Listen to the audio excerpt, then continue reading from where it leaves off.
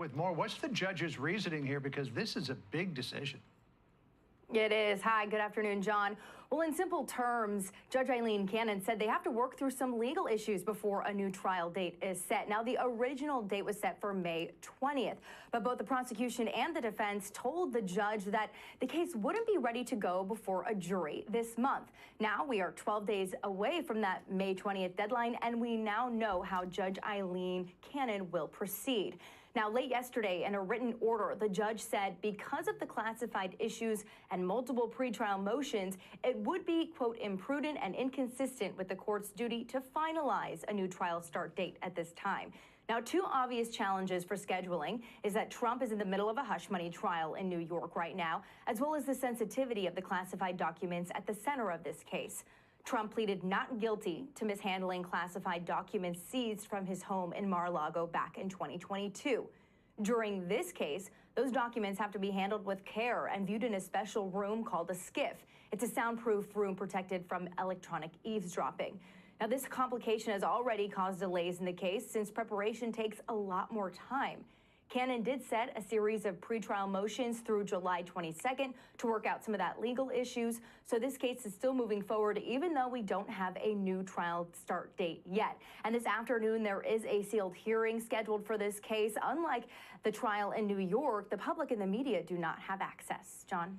All right, Dana Marie. Guys, thank you for joining us today. We have so much breaking news. Right now, the Trump's classified docs have been literally paused indefinitely in the Florida case. We literally have where the Georgia case has been paused indefinitely. And why is that? Is because they're finding out there's too much corruption that has happened with things going on now. We have President Trump, who was just in the hush money trial case. And now he's what?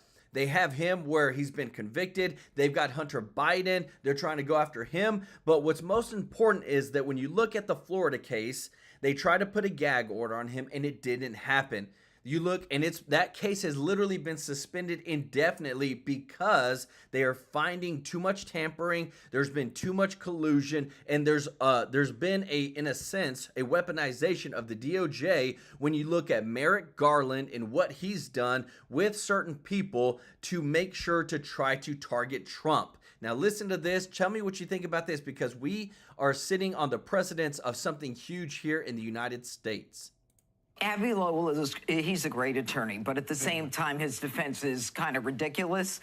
And it's proven by the fact that the guy who sold him the gun, who Abbe is alleging just forced him quickly to get in there and get that gun because he was a real good gun salesman. He said, I don't make any extra money if I sell a gun or don't sell a gun.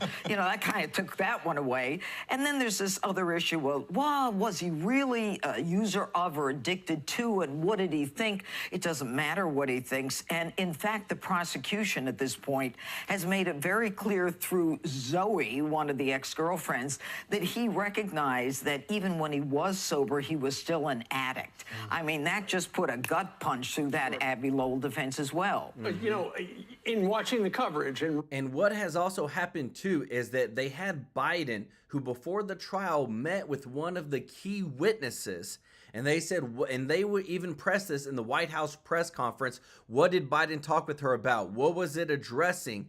And a lot of people are speculating that he basically told her, hey, you need to keep it chill about Hunter and all this or else. And this is where, when we look at the entire scope of the trials that have tried to come up against Hunter Biden, the laptop, the 2020 election, we're finding that a lot of these things would have affected the presidential election exponentially, but finally the truth is coming out.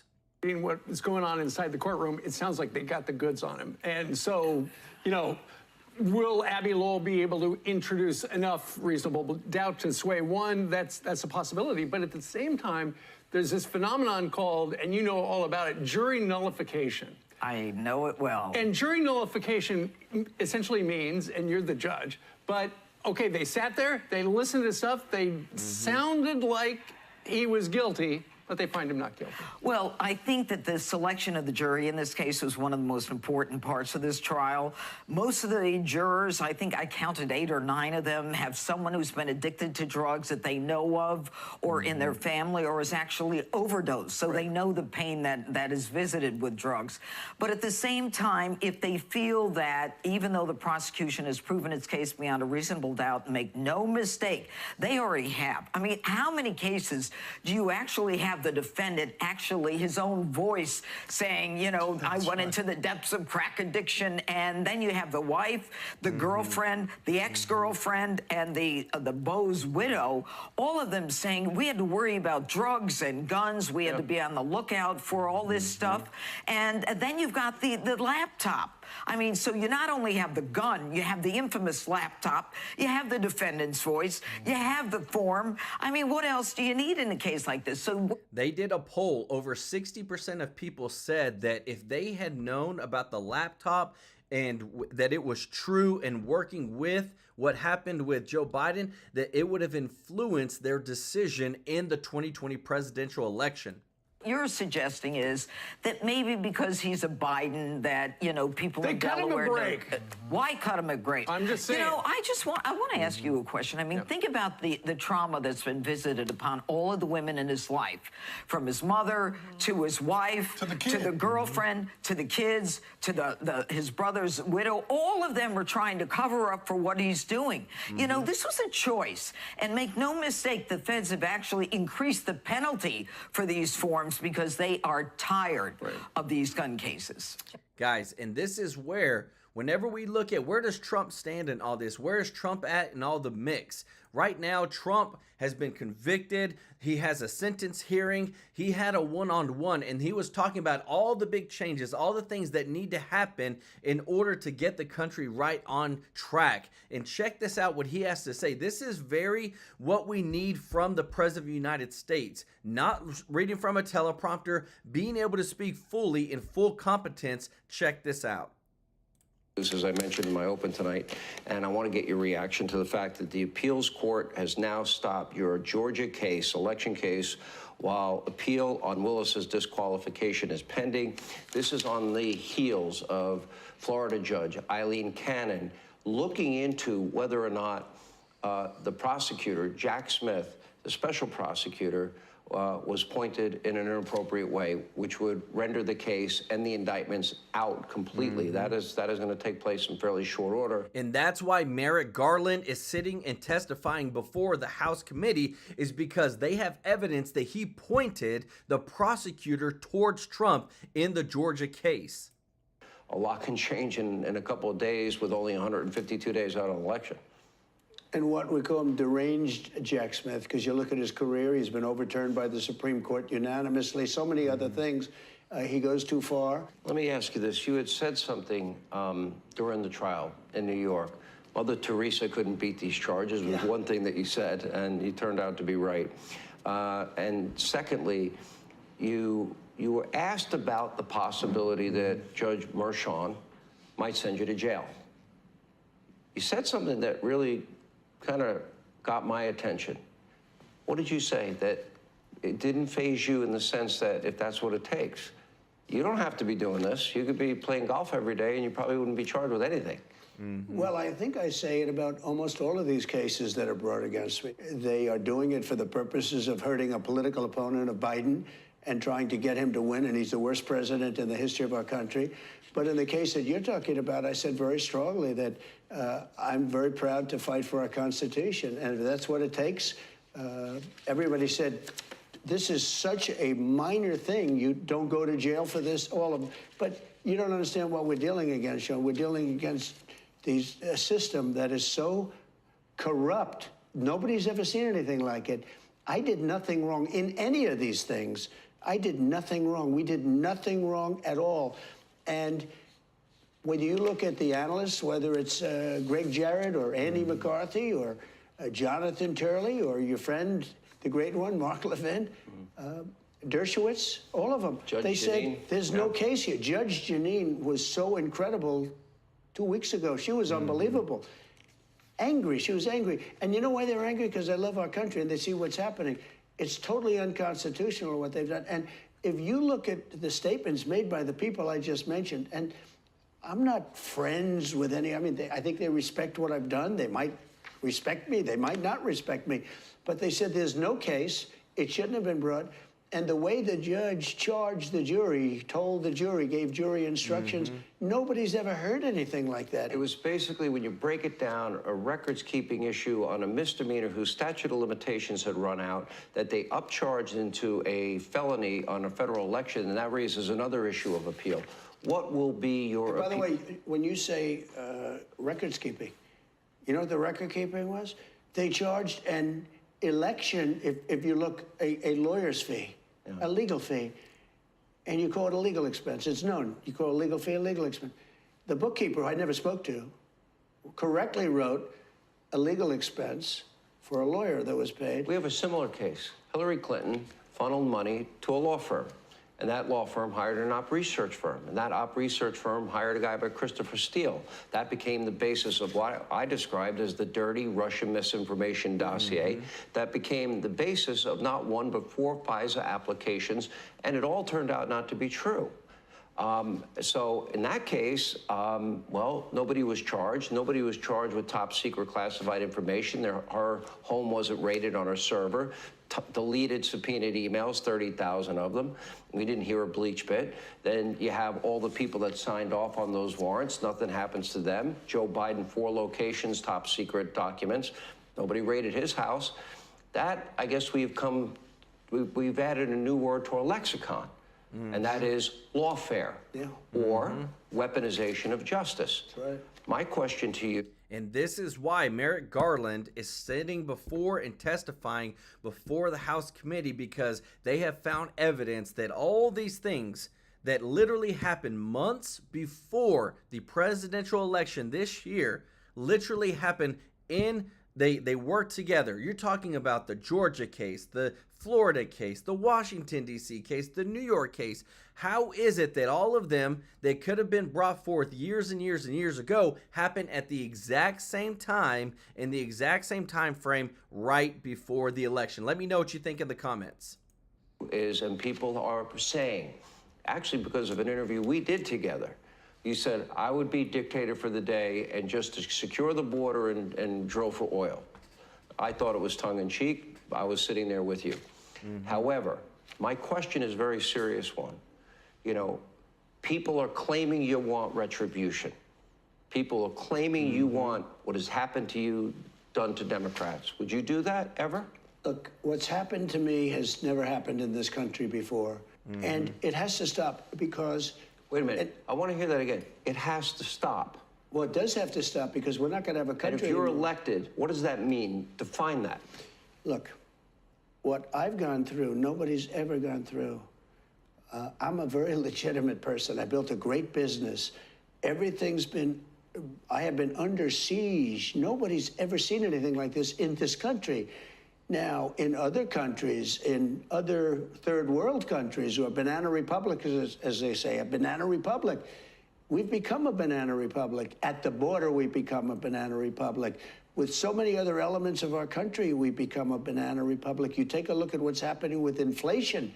That's a banana republic inflation, what we have. I think it could be as high as 50% if you add everything in. When you start adding energy prices in, when you start adding interest rates, which have gone from 2% to 9 and 10%. But focus on those that want people to believe that you want retribution, that you will use the system of justice to go after your political enemies. So, number one, they're wrong. It has to stop, because otherwise we're not going to have a country. Look, when this election is over, based on what they've done, I would have every right to go after them. And it's easy because it's Joe Biden. And you see all the criminality, all of the money that's going into the family and him, all of this money from China, from Russia, from Ukraine. During one of the interviews, I said, what about the $3.5 million paid to the Biden family from the mayor of Moscow's wife? What about that? And Chris Wallace defended him, said, you can't ask that question. Well, then it turned out to be a big deal. Long after that debate, that was one of the debates, and it turned out to be a big deal. And Chris Wallace said, we can't go there because We don't know that it should turn out to be true. Millions and millions of dollars. Now, By the if way, we're he going to had do dinner that, with her at the Cafe Milano. And he said to America he never once talked to his son, brother, or anybody about their foreign business deal. Well, he said it, and then you found out it was absolutely untrue. Everything he says is untrue. There's never been a president like this. Look, he's a horrible president. He's destroying our country at the border. He's allowing millions of people to come in from prisons and jails, from mental institutions and insane asylums, which is a step above, a big step above a mental institution. Guys, when you look at the entire scope of what has transpired in the past 3 years, we look at inflation has gone up. We look at interest rates. We look at mortgage rates. We look at car insurance rates.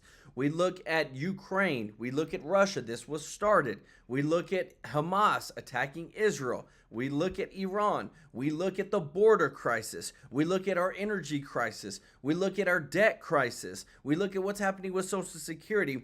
It's not like all this just happened just because over the past 20 years. It happened in the past 2 to 3 years.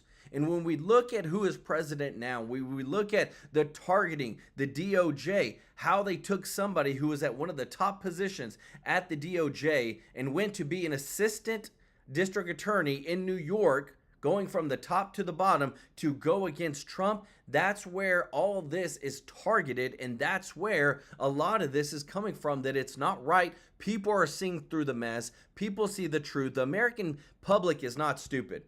And what we are starting to see is that there's been targets towards Trump. They don't like him. They can't stand what he's done. But it's not just them, but they say that about the MAGA people. They say about the Republican people, that we that are on the those conservatives, those that are on the Republican side, if you have the values of those on the Republican side, that you're not right. There's something wrong with you, that we need to just basically let everybody into our country. We don't know who's coming in. We don't know. We're not filtering them. Biden just came a couple of days ago, put something in that through an executive order. Yet for the past 5 months, 6 months, even a year past, he could have done, but he finally does it because we're getting closer to the election. What we're hearing now is we're finally starting to see the truth. That's why the Georgia classified documents case has been suspended indefinitely. That's why the Florida case is suspended indefinitely. And that's why we're seeing so much of the truth come out,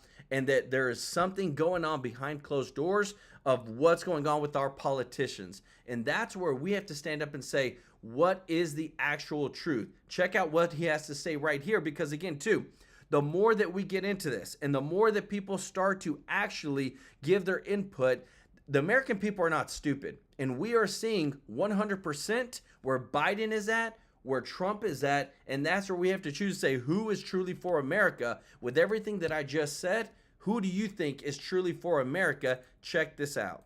Republicans after the Wall Street Journal dropped a bomb on the crazy old coot in chief. The Journal piece is titled "Behind Closed Doors, Biden Shows Signs of Slipping." It's got 45 sources, both Democrat and Republican, who were in the room for Biden's private meetings with congressional leaders. Joe needs note cards to make obvious points, pauses for... Guys, look at that. 45 lawmakers and the admins sound the alarm that Biden is in a decline. Periods, and closes his eyes for so long that people think he's checked out. But you don't have to be behind closed doors to see the obvious.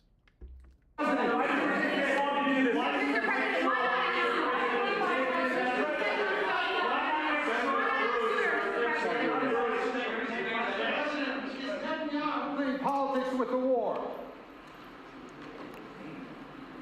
Oh boy. A Time magazine interview also chock full of senior moments. Bumbling Biden was forgetting facts, mixing up the leaders of China and Russia, and then challenging the reporter to a fight when he asked if he's too old. Brawler Biden saying, quote, "I can do it better than anybody you know. You're looking at me, I can take you too." As usual, Morning Joe defending senile Joe. They're using people around Johnson and Kevin McCarthy to do this Trump hit piece on Joe Biden. They're talking about international affairs. If you want to talk about how to get bipartisan legislation, Joe Biden is light years ahead of all of them. But it's not going away. He's not going to age backwards. This isn't Benjamin Button here. This is Joe Biden. Anybody who has spent any time at all with Joe Biden knows one thing about Joe Biden above all else. He's a talker. He is sharp, he is engaged, and he is commanding. President Biden reflects the fact that all of us who have demanding lives in public service sometimes misspeak. All right, Dana, let's examine the article itself. Okay. You might not know this, but it was carefully and sensitively edited. The author, I believe, was a previous Democrat press secretary. Yes. It was 3 different meetings over several months, dating back to January. I'm not sure if you're aware of this information. I get the sense that this was an intentional project from the Democrats, not from the Republicans. I mean, it wouldn't surprise me. Remember the ABC poll that 86% of Americans, that included Democrats, believe that Biden was too old to run. And it was also because these things were happening, and then people were talking to the media. And yes, one of the reporters was a Democratic House press secretary, I believe, and then she became a reporter. Siobhan Hughes has been there forever. For people to say this is a hit job from the Wall Street Journal, I think it just belies the facts. You know that what people are saying. Kevin McCarthy's quoted throughout on the record. But you also had this. The Wall Street Journal did their work, but then the White House went into overdrive, okay? And then they tried to overcorrect. And they asked the Democrats who were quoted in the article to call the reporters back and to say, I just want to make sure that you know that Biden is really with it. And the reporter's like, why are you calling me back? And he says, in the story, it says, the White House told me to call you back. Okay, so then they're overplaying their hand. And so everything is just like too much. Do you remember when there were the New York Times, I believe, did a story about Kamala Harris? They had 70 sources saying that she was a tough person to work for. This is before all the many makeovers took over. Was the New York Times a hit job? And the other thing I wanted to point out about this is that I'm concerned. I feel like there is no vision for the country coming from the candidates at the moment. I'm not Trump tries, I believe, but then he gets pulled into talking about his trials and everything that the Democrats have thrown at them. And the debate's 3 weeks from tomorrow. Maybe we'll see them set out this vision. But I feel like the country is like, wait, where are we going, guys? What are we doing? And you could look on immigration. He's going to do the executive order. He's not. He is. He's not.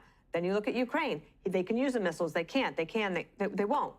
And then even on Israel, then Biden's like, he is. He's not. He is. He's not. He's mad, but he's not. And he's an ally, but he's not. And I'm thinking, is it incoherence as a policy, or is the president not being clear in his thinking to tell the people who work for him, this is what he wants? And that's the kind of the conclusion that I came to after all of that good information you provided. Yes, I do think this was that was the point that was being made by the people that want him out. Jesse, I have a theory I'd like to share with you. Please.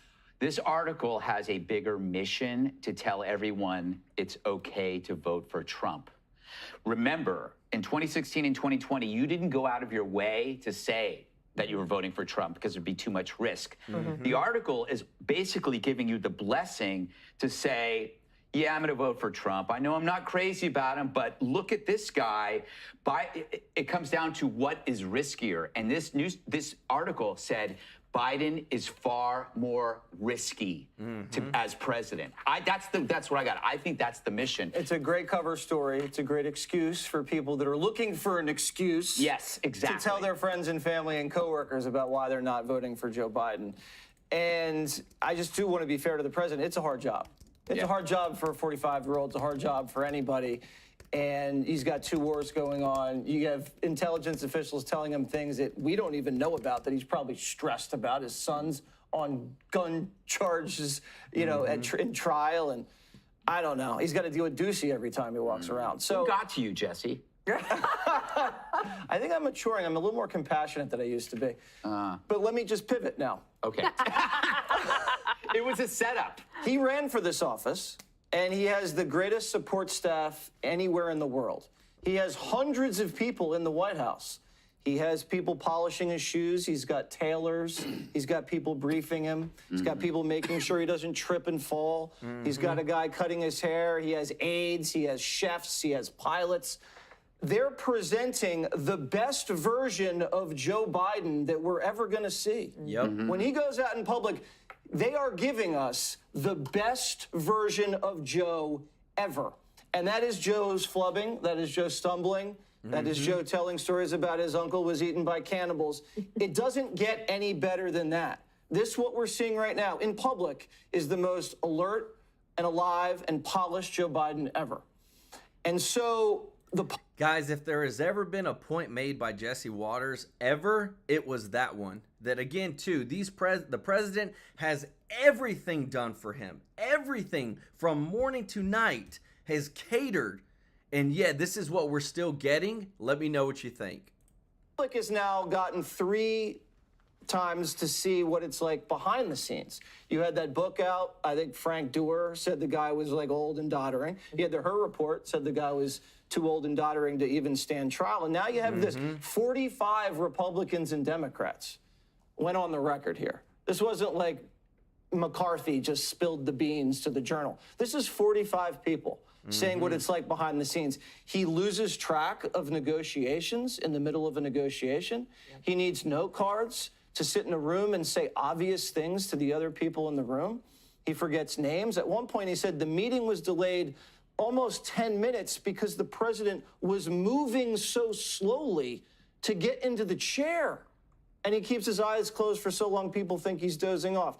So when you have a president who's creating crisis, he's creating a crisis at the border, he's creating an inflation crisis, they connect the crisis with his age. And they say his age and his mental faculties are causing these bad policies.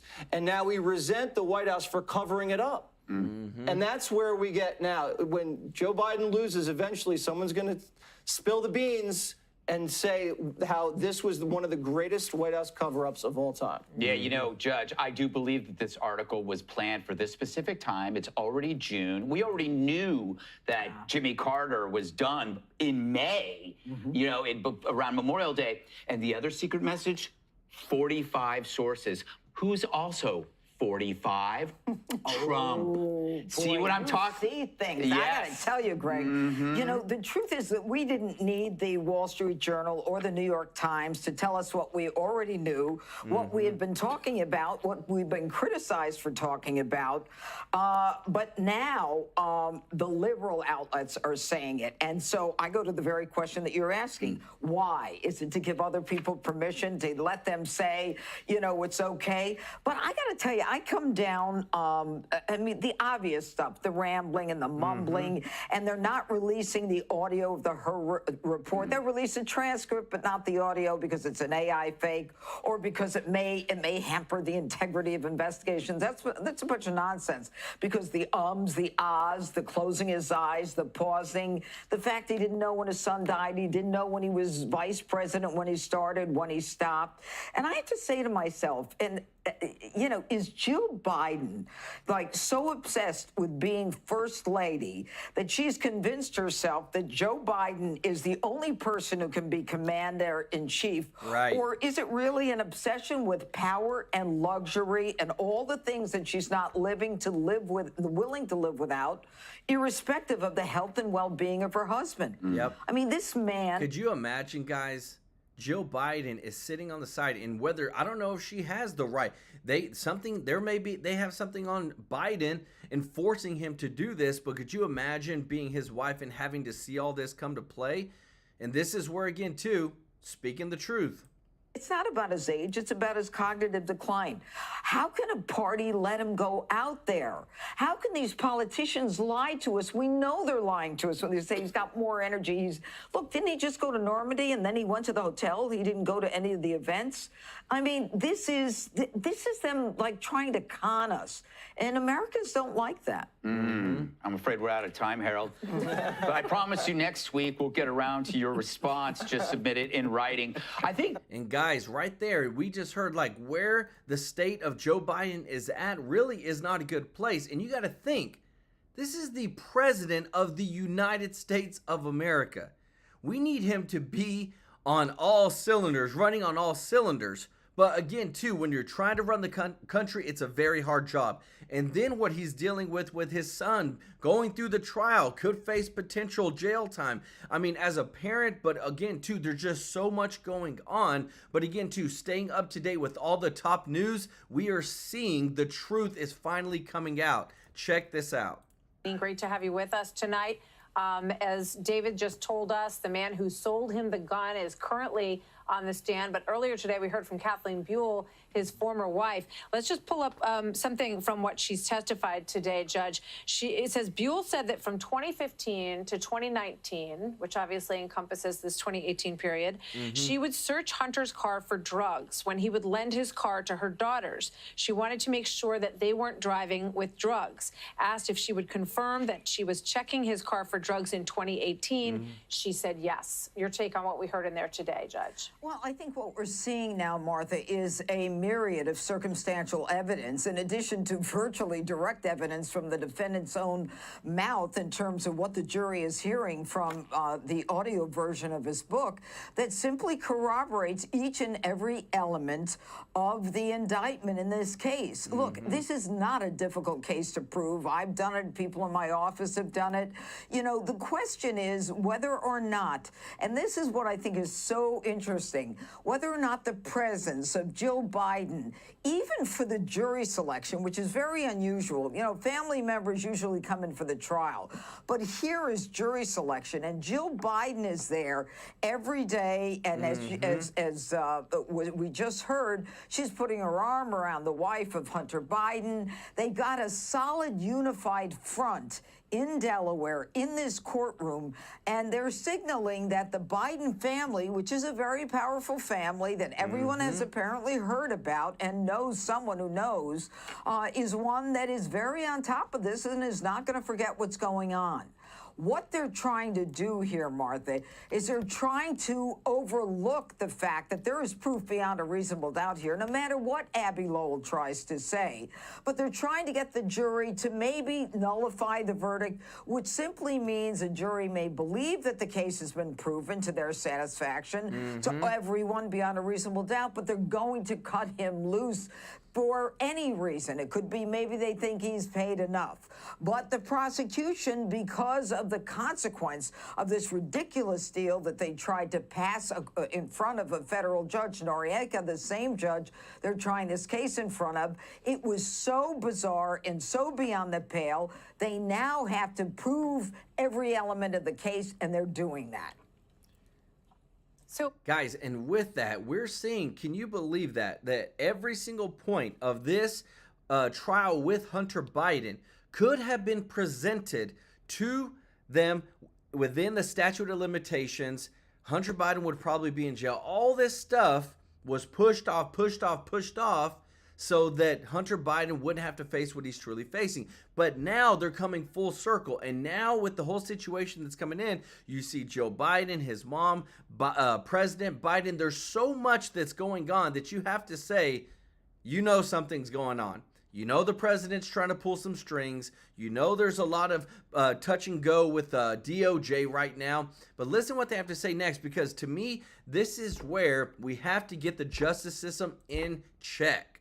one of the areas that they could find to, open the aperture of reasonable doubt is if this person who's on the stand right now, who had him fill out the gun form and sold him the gun, if this person says, well, sometimes I fill out parts of it, maybe I filled it out, maybe that's what Abby Lowell has up his sleeve here. I don't know, because they wanted to go through with this trial. They didn't, try to plead guilty in this case, which some people thought they should just do. Yeah, I think they should have pled guilty as well. Abby Lowell is trying to pull a rabbit out of a hat by saying the guy from the gun store apparently after the fact filled in some number, I don't know if it was a license number or what it was, that was not central to the issue before the jury, which is whether or not Hunter Biden lied when he said he was not a user of unlawful drugs and not addicted.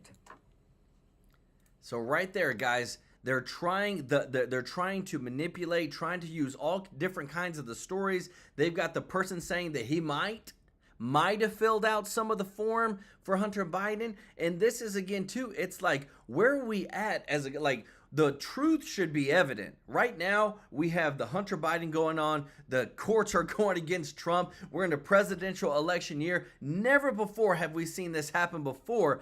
But when we look at what's happening, not only that, and another big problem that we're dealing with is the southern border. Check out what Rand Paul has to say about this, because this, to me, we're coming to the end of the line, guys. Something has to change, or else it's not going to be good. You may have heard it. I mean, you got people crossing the border now that are not being deported, even though this 2,500 person thing has been violated. And Senator Paul, you know what the other thing is?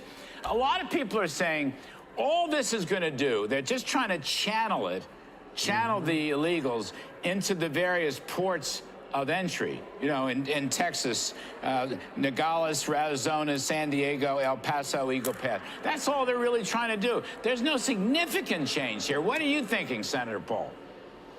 I think what Biden has put forward is a complete farce. The Democrats believe in open borders. They've said it. They've explicitly said the birth rate is going down in America.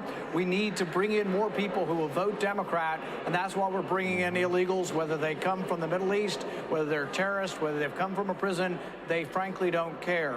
We need to put Biden's action in perspective. Biden came into office and repealed 94 executive orders of Donald Trump that were controlling the border. They did not want to control the border. Guys, he repealed 94 orders. To somebody that says, oh, it's not Biden's fault, oh, Biden didn't cause this, 100% he did. It's the fact. And that's why they repealed these executive orders. Now he's come forward with an executive order, which you're right, 2,500 a day. That's over 900,000 illegal migrants will be allowed in each year. But then they let the cat out of the bag because they say, you know what?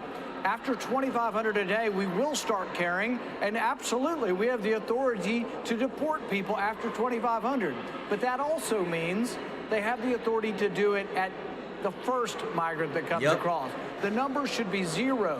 We've let millions of people come in, that we should start with the first one tomorrow, and they should all be deported if they're not coming in legally. We allow 1 million people to come in legally. So we have a million legally. This is several million illegally. That should be completely stopped, and Biden's just not serious about it.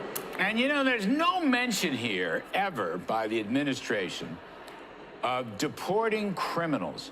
I don't just mean, I know it's criminal to come across illegally, but as you probably know, in the Immigration Act, Nationality Act, Section 287G, the border officials, the border authorities can work with local police and local authorities to find and root out and then deport the criminals. You know, like this crazy criminal here in New York City who shot 2 cops just a few days ago.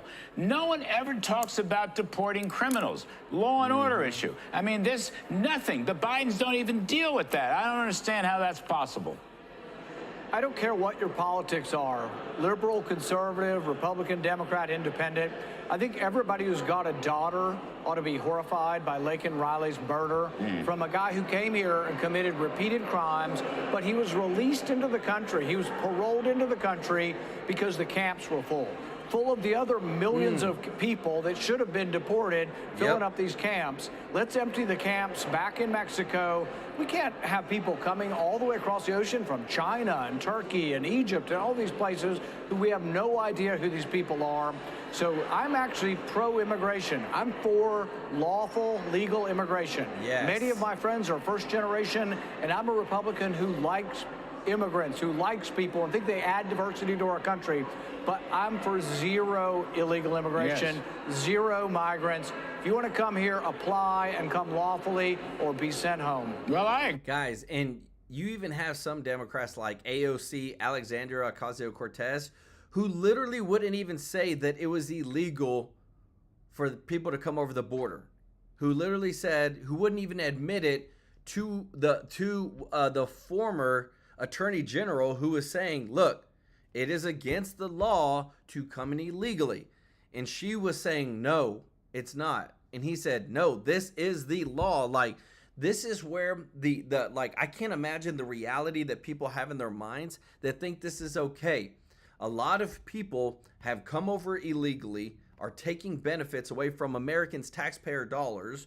And that's another piece to it too, that when it comes to, there's a lot of refugees that are getting Social Security. There's a lot of people on Social Security and fixed income that need that help that aren't getting it. There's a lot of homeless veterans that aren't getting the help. A lot of veterans that aren't getting the help because a lot of these tens of millions into the billions of dollars are being used on illegal immigrants. 100%, it's not right, but yet we can't get the politicians to actually admit this is wrong and put Americans first. That's where we've got a problem in our country, guys. I agree with you, sir. I mean, I want to fix the legal immigration system. I mean, that was an initiative during the last part of the Trump years, never got through. You know, Senator Paul, one guy who's tough on the border is Donald Trump. He's ready to come in and close the border, go after the criminals, move back towards deportation and so forth and so on. And I'm surprised you haven't yet endorsed President Trump in this re-election campaign. So I was kind of waiting for the Rand Paul endorsement. You may still see it. We'll see. I've told the campaign I'm open to endorsing, but I want to hear more. What I want to hear from Donald Trump is, one, that the $8 billion that was borrowed in his first administration isn't going to happen again. I want to hear that there are not going to be any more lockdowns. I want to hear that Anthony Fauci was a mistake and should have been fired. And I want a steadfast, ironclad promise that if Trump is elected, he will open all of the spigots of federal records on COVID and let me thoroughly investigate NIH for the malfeasance and the cover-up that happened, and that heads will roll at HHS, NIH, and any place else that tried to cover up that COVID came from a lab in Wuhan. If that happens, you still may see an endorsement. I'm just not quite there yet. Well, I'm not an official spokesperson, but I can tell you from my experiences, I happen to know him rather well. He agrees with everything you just said. Everything you just said. And he wants to cut taxes, and he wants to curb spending, and he wants to direct. I mean, how can you not have a Rand Paul endorsement? He's exactly what you're asking for. There is a possibility, but I will tell you this, Larry. There are people who will vote for an independent candidate. There are people who are worried that the response to COVID was tepid, that there was an embracement of lockdowns, there was an embracement of closing the schools, and that there are people who want to hear more. It's not just me. And so me endorsing the president doesn't bring all those people along. They need to hear that people like Anthony Fauci were a disgrace to the country and ought to be prosecuted. That David Morenz, his 20-year assistant, who was deleting emails and getting rid of evidence, will be prosecuted. And that it will be all the way. And I think when people hear that, there's several percentage points more of the libertarian-minded among us that could come to Trump, but he has to work harder at getting that vote, including mine. Guys, and just like that, Rand Paul, he's a Republican. That to me is like across the board. Our politicians need to be held accountable.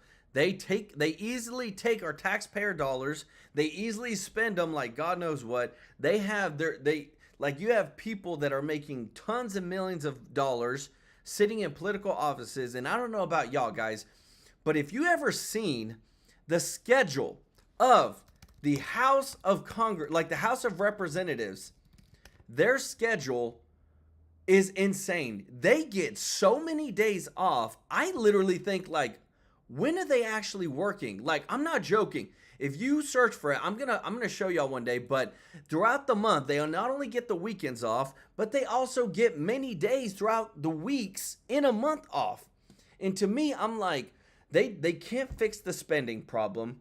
They're wanting to raise taxes. We don't give enough to our seniors on Social Security. We're giving billions of dollars away, and we're on what? Almost $35 trillion in debt. They need to get and do some job. They need to do the right job. They need to take care of America first and put things right. But when you look at things holistically, guys, and you look at where Trump is at, you look at where Biden is at, right, what you're about to see right here, this is the Georgia case where they've come out and they've suspended it indefinitely. Why? Because the evidence is not there. Check this out. Overseeing efforts to disqualify Fani Willis from the Georgia election interference case. That judge, we have just learned, has issued an order, Phil, allowing Trump and 8 co-defendants to seek appeal of the order denying disqualification of Willis. The Georgia Court of Appeals has 45 days to decide whether they will hear the case. That's obviously big news, Phil. Your reaction? Yeah, it is big, and it's something that we've been following, of course, very closely here in the Atlanta area.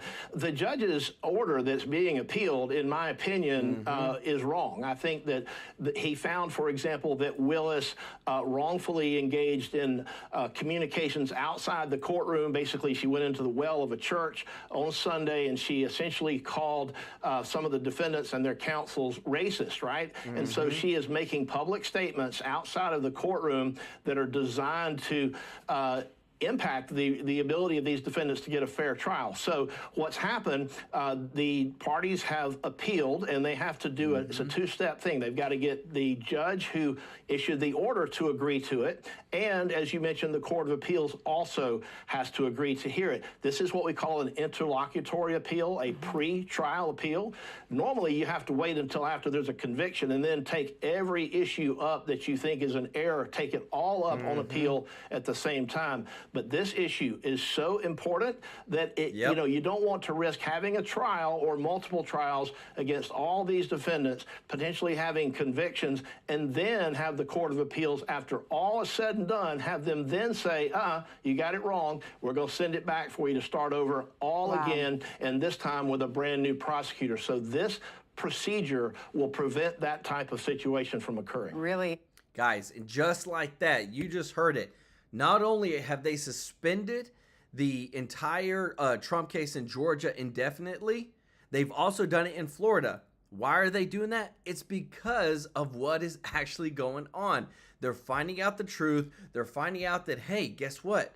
A lot of this stuff doesn't look like it's what it's supposed to be in terms of the truth of what he did wrong in this interference. It's all targeted. Again, remember, you've got the Georgia case, the Florida case, the Washington, D.C. case, and the New York hush money case all happening months before the presidential election. Tell me that this is not coordinated.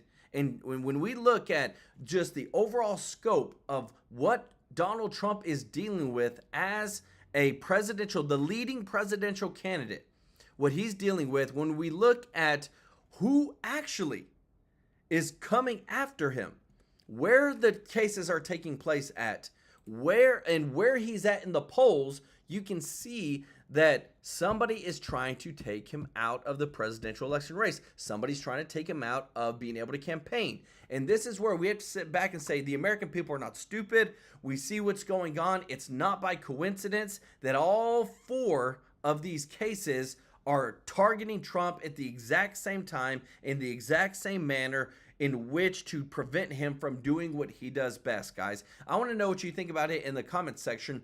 But when we're looking this year at who's going to be the presidential candidate, who's going to be Trump's VP candidate, this is a big one, guys, because again, remember, Trump right now has still not chosen who his vice president is going to be. There's many people that are on the docket, and when you look at who he's going to pick, I'm about to pull up the list for you just right now so that you can see that there's a lot of people on there. I personally have, a preference, but I want to let you know, I want to hear what you have to think, but let me know. Check it out. We've got Burgum, Rubio, Vance, Cotton, Scott, Donald, Stefanik, and Carson. Those are the ones we know about. Grace, whether on that list or not, is there anyone who brings Donald J. Trump a vote that he wouldn't otherwise have on these lists? That's a really good question. I know that Byron Donalds has been very vocal, and he was recently in Philadelphia reaching out to the Black community. That's a demographic that hasn't typically gone for Republicans. So maybe on that front, but it's really interesting to watch this kind of VP process go down. Miranda Devine described. I don't know about y'all, but I have heard Byron Donalds speak a lot, and hey, he knows how to speak, and what I love is his passion, but also, too, of holding people accountable. as The Apprentice, and the longer it goes on and the more suspense that there is, it really does feel like Donald Trump's having a little bit of fun making all of these people kind of wait with bated breath. Yeah, and a name that isn't on the list is Nikki Haley, although Donald Trump did recently say that she would be on the team in some capacity. Not sure if it's the campaign team or a part of a potential administration if he wins in November, but we'll wait and see on that front. Grace, there's also some new polling, several new polls that we want to ask you about just came out. Quinnipiac poll, latest Georgia polling has Trump at 49%, Biden at 44%, so 5+ to Trump there. And then there's another poll that shows just an unbelievably staggering drop in Black, Latino, and Asian support for Joe Biden. Now, the Biden campaign has continued to dismiss these polls. They say it's too far out. Once people start focusing on the election between Biden and Trump, a lot of these people are going to come back to the Biden camp. What do you think about that? That's a risky gamble. And, you know, I was thinking about this yesterday because there's all these reports out about where Trump is going. He's going to California. He's sending some of his surrogates, like I mentioned, to Philadelphia to talk to Black voters. And I think that what Donald Trump knows from 2016 and from watching Hillary Clinton campaign, and what everyone should know at this point, is you can't rely on those polls. So while it's great to see for Republicans that maybe they're widening the 10, it doesn't mean that you can give up on the ground game. It doesn't mean that you can just assume people are going to vote for you. You have to make the case. You have to make your best pitch as to why you're a better fit for this country and why you're going to deliver results. And I think that that's what Trump's trying to do, and I think it's a smart move. Yeah, you said the two key words, ground game. They got to get out there. Grace Curley, thank you. Grace. Before we let Grace go, what name guys, and that's the thing too. When you look at Biden, you just saw that. He is down 33%, 33% of where his votes at and polling was at in 2020 versus where they're at now, just in the Black vote. And guys, I'm telling you this, a lot of people are seeing through all the mess. They're seeing through all the trials, the sham trials. They're seeing the targeting. They're seeing that, man, we're in a really bad spot as a country. Inflation is up. When you look at the mortgage rates, the car insurance rates, when you look at people trying to buy homes, we've got wars that have happened. We have the border crisis. Everything, the economy is not in a good place. Look at the leadership. And look at where we're at, and we need a big change. And this is why a lot of people are saying, look, everything that Biden and them said that they were going to do hasn't happened. It's gotten worse. We need a change. So, guys, thank you so much for watching today's show.